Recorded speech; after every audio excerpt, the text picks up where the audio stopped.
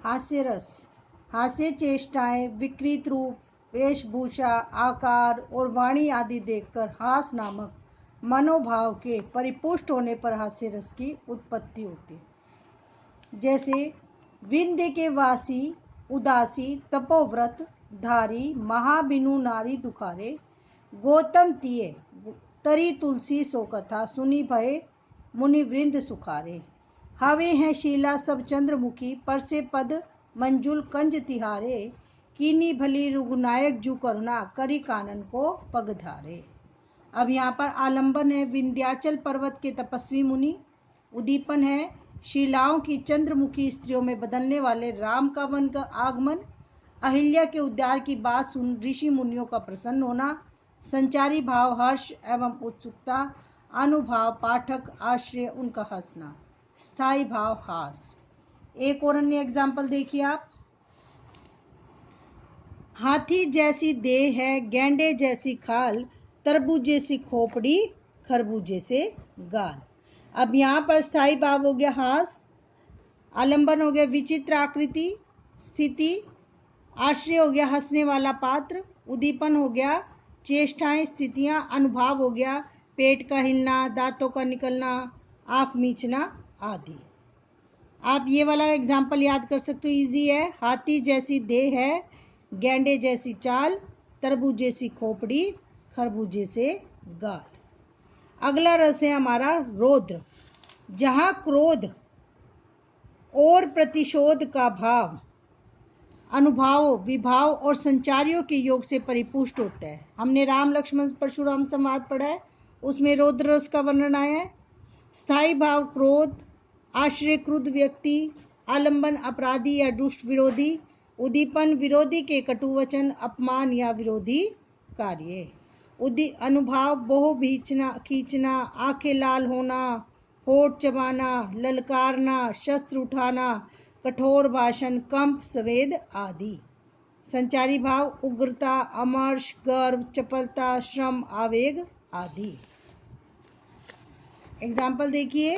एक दिन न्यूयॉर्क भी मेरी तरह हो जाएगा, जिसने मिटाया है मुझे वह भी मिटाया जाएगा।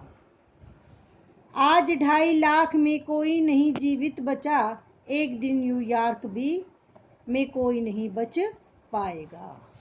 स्पष्टीकरण, नागासाकी और हिरोशिमा का ध्वंस आलंबन है, कवि हृदय और श्रोता आश्रय है, क्रोध अमर्ष आवेग संचारी, उग्र वचन अनुभाव है।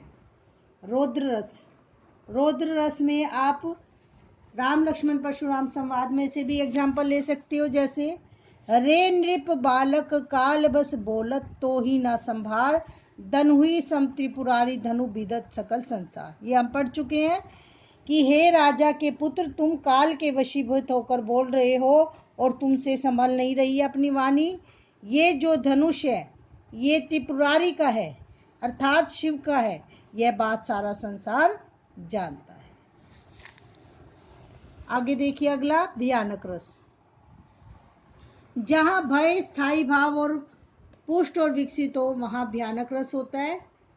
अवयव है स्थायी भाव भय, आश्रय भयभीत व्यक्ति, आलंबन भय प्रस्थान व वस्तु, उद्दीपन निर्जनता भयंकर दृश्य, शत्रु की भयंकारी चेष्टाएं, अनुभाव भागना, मूर्छित होना, कंप स्वेद रोमांच व्यवण्य आदि।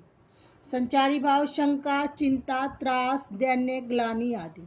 एग्जाम्पल, एक और अजगर ही लखी, एक और मृगराय, बिकल बिटोही बीच ही परियो मूर्छा खाए। क्या है कि एक और तो अजगर है और दूसरी ओर शेर है और बीच में जो है बटोही फंस गया और वह चक्कर खाकर गिर जाता है। कि अजगर और सिंह दोनों भय के आलंबन है। अजगर और सिंह की भयानी आकृति और चेष्टाएं उद्दीपन है, यात्री का कांपना पसीना आना मूर्छा अनुभाव है और आवेग कंप आदि संचारी भाव है। इस प्रकार यहाँ पर भयानक रस की अभिव्यंजना हुई है। अब है आपका विभत्स रस, जहाँ किसी वस्तु अथवा दृश्य के प्रति घृणा का भाव हो, जिस चीज़ को देखकर हमारे मन में घृणा की भावना उत्पन्न हो तो वहाँ पर आएगा विभत्स रस। स्थायी भाव है घृणा, जुगुप्सा, आश्रय जिसमें घृणा का भाव हो, आलंबन, शमशान, रुधिर, रुधिर यानी खून, शव, शव जो डेड बॉडी, घिनौनी वस्तु, उद्दीपन, गिद्धों का मांस नोचना, घायलों का छटपटाना, मांस की सड़न, अस्थियां आदि। अनुभाव मुंह फेरना, आंख बंद करना, नाक सिकोड़ना, थूकना। संचारी भाव मोह, आवेग, उन्माद, निर्वेद, जड़ता, चिंता आदि। उदाहरण, सिर पर बैठियो काग, आंख दऊ खात निकारत, खींचत जीबी सियार, अति ही आनंद उर्धात। जीभ जांगी को खोदी खोदी के मांस उपरात, स्वान अंगुरिन काटी काटी के खात विदात। अब इसको पढ़ने मात्र से ही हमें ग्लानि की भावना उत्पन्न हो रही है, घृणा आ रही है। इसमें देखो वो कह रहे हैं कि सिर पे जो है काग बैठा है और उसने आंखें दोनों निकाल कर खा ली है, और जीभ भी खींच ली है सियार ने। गिद्ध जो है जंगों का मांस खोद खोद कर खा रहा है, और स्वान जो उंगली डाल डाल कर काट रहा है। तो यहाँ पर मुर्दे, मांस और शमशान का दृश्य आलंबन है। गिद्ध, सियार, कुत्ते आदि द्वारा मांस को नोचना और खाना उद्दीपन है।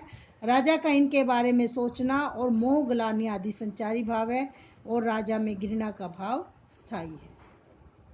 अगला रस है हमारा अद्भुत रस। आश्चर्यजनक एवं विचित्र वस्तु देखने व सुनने से जब आश्चर्य का परिपोषण हो तब अद्भुत रस होता है। स्थायी भाव विस्मय, हैरानी।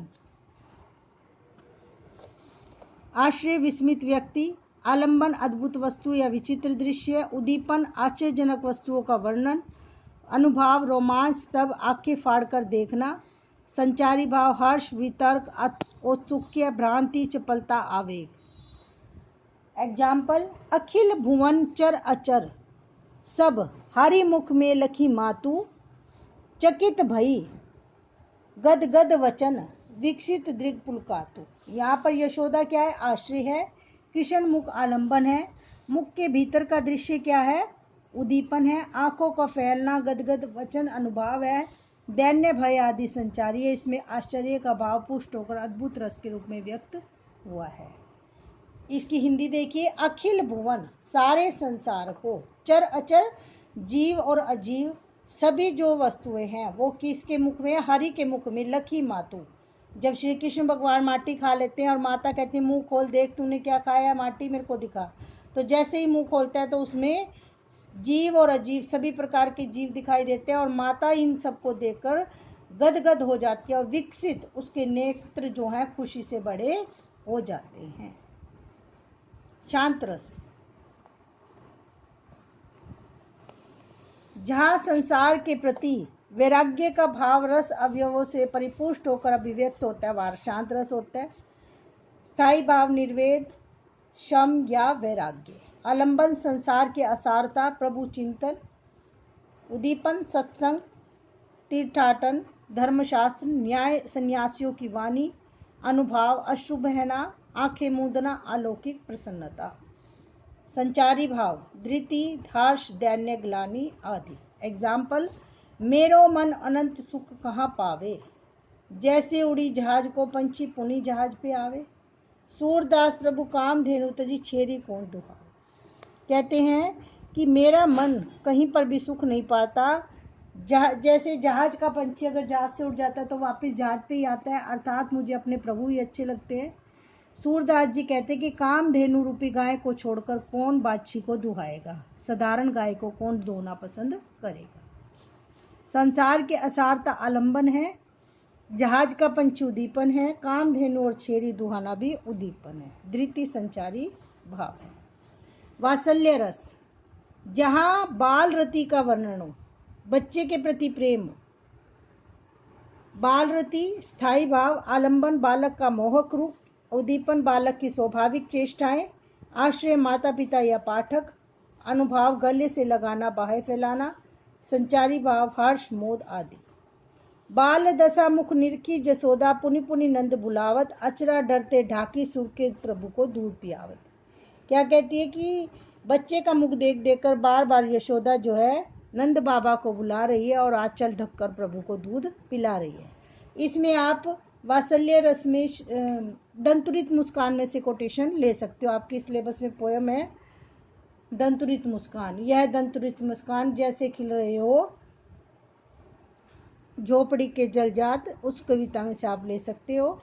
भक्ति रस, जहाँ ईश्वर प्रेम का भाव रस के अवयवों से परिपुष्ट होकर रस रूप में परिणित होता है, वहाँ भक्ति रस होती है। भक्ति रस का एग्जाम्पल आप ले सकते हो हमारे हरिहारिल की लकड़ी, ये आपके सूरदास में से आ गया। मनवच क्रम नंद नंदन यह दृढ़ कर पकड़ी, जागत सोवत स्वपन दिसी निसी कान्या कन्या चक्र।